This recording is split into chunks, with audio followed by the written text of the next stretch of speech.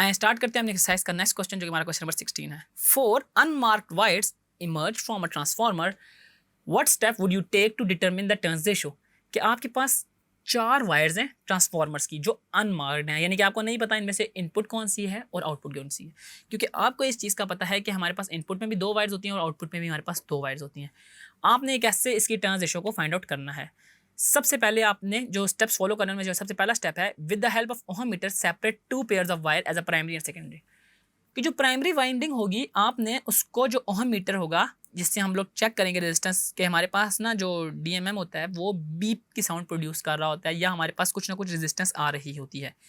अगर for example हम एक वायर प्राइमरी की लगाते हैं और दूसरी सेकेंडरी की, तो हमारे पास कोई कनेक्शन नहीं होगा और हमारे पास इनफाइनाइट रेजिस्टेंस आ रही होगी।